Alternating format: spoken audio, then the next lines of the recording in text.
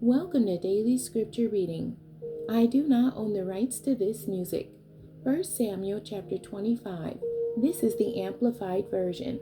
Samuel's death. Now Samuel died, and all Israel assembled and mourned for him, and they buried him at his house in Ramah. Then David left and went down to the wilderness of Paran. Nabal and Abigail. Now there was a man in Maon, whose business and possessions were in Carmel. And the man was very rich. He had 3,000 sheep and 1,000 goats, and he was shearing his sheep in Carmel. Now the man's name was Nabal, and his wife's name was Abigail. She was intelligent and beautiful in appearance, but the man was harsh and evil in his dealings. He was a Calebite. David heard in the wilderness that Nabal was shearing his sheep. So David sent 10 young men, and David said to the young men, "Go up to Carmel, and go to Nabal, and greet him in my name. And this is what you shall say: I have a long life. Peace be to you, and peace to your house, and peace to all that you have. Now I have heard that you have shearers. Now your shepherds have been with us, and we have not harmed them, nor were they missing anything all the time they were in Carmel. Ask your young men, and they will tell you. Therefore, let my young men find favor in your sight, and be well treated, for we have come on a good festive day. Please give whatever you find at hand to your servants and to your son David." When David's young men came, they spoke to Nabal according to all these words in the name of David. Then they waited. But Nabal answered David's servants and said, "Who is David, and who is the son of Jesse? There are many servants today, each of whom is breaking away from his master. So should I take my bread and my water and my meat that I have slaughtered for my shearers and give it to men when I do not know where they are from?" So David's young men made their way back and returned, and they came and told him everything that was said to them by Nabal. David said to his men, "Each man put on your sword." So each man put on his sword. David also put on his sword, and about 400 men went up behind David, while 200 stayed back with the provisions and supplies. But one of Nabal's young men told Abigail, Nabal's wife, "Listen, David sent messengers out of the wilderness to bless, greet our master." And he shouted at them in contempt. But David's men were very good to us, and we were not harmed or treated badly, nor did we miss anything as long as we were with them. When we were in the fields, they were a wall of protection to us both night and day, all the time that we were with them, tending the sheep. Now then, know this and consider what you should do, for evil is already planned against our master and against all his household. But he is such a worthless and wicked man that one cannot speak reasonably to him. Abigail intercedes.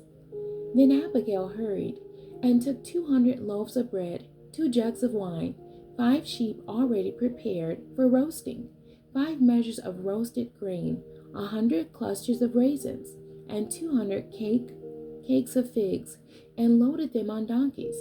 She said to her young men servants, "Go on ahead of me.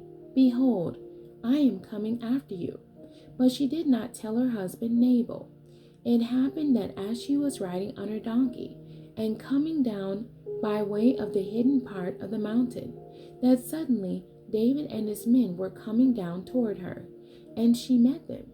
Now David had said, "Surely in vain I have protected and guarded all that this man has in the wilderness, so that nothing was missing of all that belonged to him, and he has repaid me evil for good. May God do so to the enemies of David, and more also, if by morning I leave alive even one male of any who belong to him."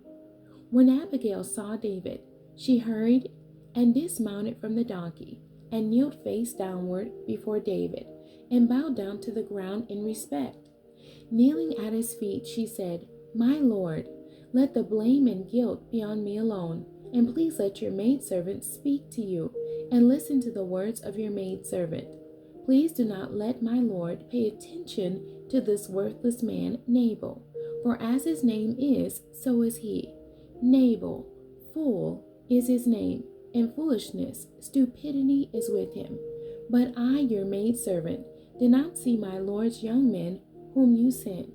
So now, my lord, as the Lord lives, and as your soul lives, since the Lord has prevented you from shedding blood, and from avenging yourself by your own hand, now then, let your enemies and those who seek to do evil to my lord be as self-destructive as Nabal. Now this gift which your maidservant has brought my lord, let it be given to the young men who accompany and follow my lord. Please forgive the transgression of your maidservant, for the Lord will certainly make my lord a secure and enduring house, because my lord is fighting the battles of the Lord. And evil will not be found in you all your days. Should anyone rise up to pursue you and seek your life, then the life of my Lord will be bound in the precious bundle of the living with the Lord your God. But the lives of your enemies, those he will hurl out as from the center of a sling. And it will happen, when the Lord does for my Lord, according to all the good that he has spoken, promised concerning you, and appoints you ruler over Israel, that this incident will not cause grief or bring a troubled conscience to my Lord, both by having shed blood without cause, and by my Lord having avenged himself. When the Lord deals well with my Lord, then remember with favor your maidservant.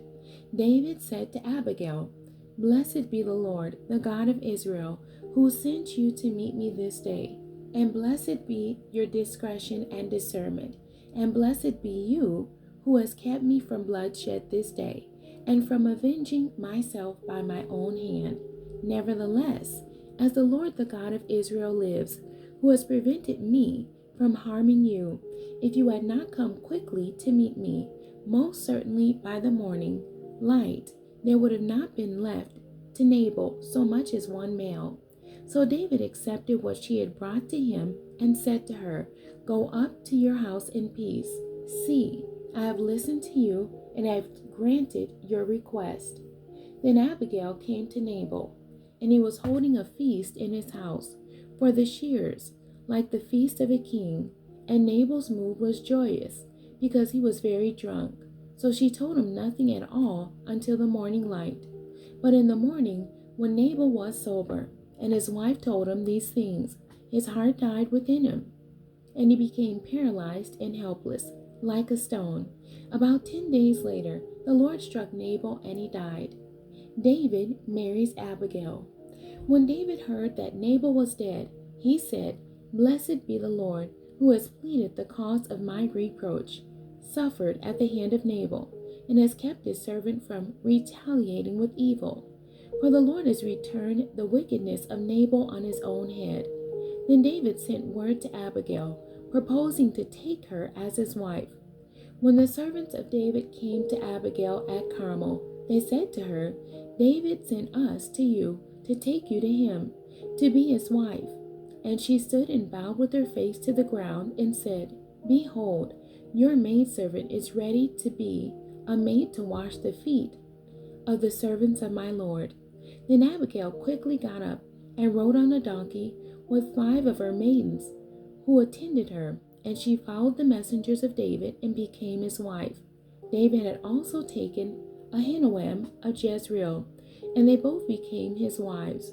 But Saul had given Michal, his younger daughter, David's wife, to Palti, the son of Laish, who was from Galem. The end. God bless you, and thank you for joining me today.